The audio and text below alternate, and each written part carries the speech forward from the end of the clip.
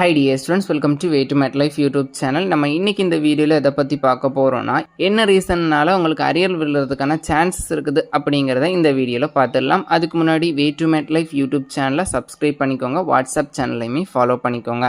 Okay, first of all நீங்கள் ஃபுல்லாக story writing பண்ணுறது, அதாவது அந்த கொஸ்டினுக்கு ஒரு ஆன்சர் தெரியுது அப்படின்னா அந்த கொஞ்சம் ஆன்சர் கூட மிக்ஸ் பண்ணி நிறைய ஸ்டோரி ரைட் பண்ணுறது. I mean 1 page correct answer plus 3 page ஸ்டோரியாக இருந்துச்சு அப்படின்னா அந்த கொஸ்டினுக்கான மார்க்ஸ் அப்படிங்கிறது ரொம்ப கம்மியாகிறதுக்கான சான்சஸ் இருக்குது. மோஸ்ட்லி பார்த்தீங்கன்னா ஃபுல்லாக ஸ்டோரி ரைட்டிங் பண்ணாமல் கிட்டத்தட்ட அதுக்கு மேட்ச் ஆகுற மாதிரி கண்டென்ட் அப்படிங்கிறது எழுத பழகிக்கோங்க. இப்போ எக்ஸாம்பிள் ஹார்ட்டோட ஃபிசியாலஜி கேட்குறாங்கன்னா ப்ராப்பராக அதோடைய ஃபிசியாலஜி என்ன அப்படிங்கிறத நம்ம 10th படிச்சுட்டு தான் இருக்கோம். அதை வச்சு கொஞ்சமாச்சும் கண்டென்ட் ரிலேட்டடாக எழுதுறதுக்கு பழகுங்க. ஃபுல்லாக ஸ்டோரி எழுதாமல் கண்டென்ட் ஈக்குவல் பண்ணி எழுதிட்டீங்க அப்படின்னா உங்களுக்கு மார்க்ஸ் ஓரளவுக்கு ஸ்கோர் பண்ணுறதுக்கான சான்சஸ் இருக்குது. ஸோ ஃபுல்லாக ஸ்டோரி ரைட்டிங் பண்ணாதீங்க.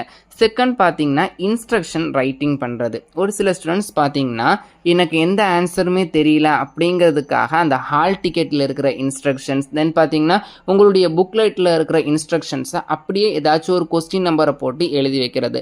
இதனால் என்ன ஆகும்னா திருத்தர எவாலுவேட்டர் டென்ஷன் ஆகி உங்களுக்கு மற்ற கொஸ்டின்ஸ்க்கு மார்க்குமே கம்மியாகிறதுக்கான சான்சஸ் இருக்குது.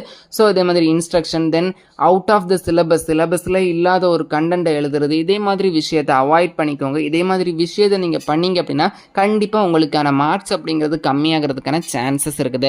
தென் பார்த்தீங்கன்னா ராங் ப்ரெசன்டேஷன் அப்படின்னா நீங்கள் கேட்குறது ஒன்று, தென் பார்த்தீங்கன்னா எழுதுறது ஒன்று அப்படிங்கிற மாதிரி எழுதினீங்க அப்படின்னா உங்களுக்கு மார்க் கிடைக்கிறதுக்கான சான்சஸ் அப்படிங்கிறது கம்மி. இப்போ ஒரு ஃபிசியாலஜி மெக்கானிசம் கேட்குறாங்கன்னா நீங்கள் அந்த மெக்கானிசமில் என்னெல்லாம் கண்டென்ட் வருமோ அதை எழுதாமல் அனாட்டமியில் இருக்கிற ஃபுல் போர்ஷன்ஸும் எழுதி வச்சிட்டிங்க அப்படின்னா அதுக்கு மார்க்ஸ் போடுறது ரொம்ப ரொம்ப ரேர். தென் அப்படி போட்டாலுமே ரொம்ப கம்மியான மார்க்ஸ் தான் போடுவாங்க. என்ன கொஸ்டின் கேட்டிருக்கிறாங்களோ அதுக்கான ஆன்சர்ஸை கொடுங்க. தென் ஹேண்ட் ரைட்டிங் முடிஞ்ச அளவுக்கு நீட்டாக எழுதிக்கோங்க.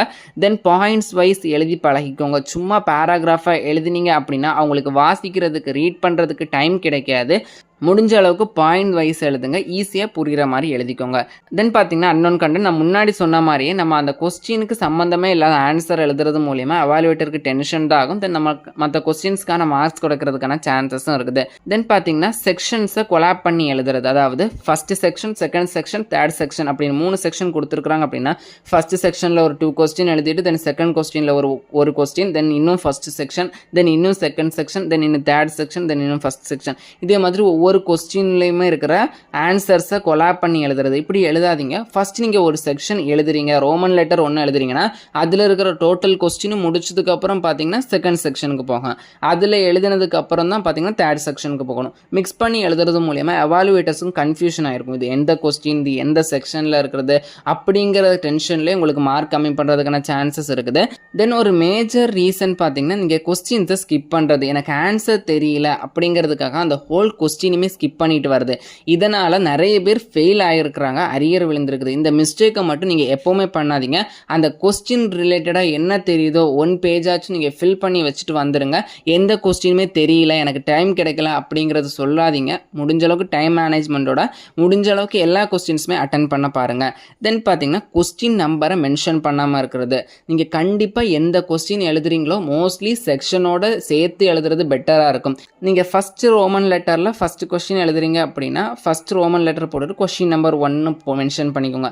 அதே மாதிரி செகண்ட் கொஸ்டின் எழுதுறீங்கன்னா first Roman letter second question அப்படிங்கிற மாதிரி மென்ஷன் பண்ணால் இது பெனிஃபிட் இன்னும் அதிகமாக இருக்கும். இதே மாதிரி question number then Roman letter செக்ஷனை மென்ஷன் பண்ணாமல் இருக்கிறது மூலியமாக உங்களுக்கான மார்க்ஸ் அப்படிங்கிறது போகிறதுக்கான சான்சஸ் இருக்குது. கொஸ்டின் நம்பர் போடலை அப்படின்னா அதுக்கான மார்க்ஸ் அப்படிங்கிறது கிடைக்காது.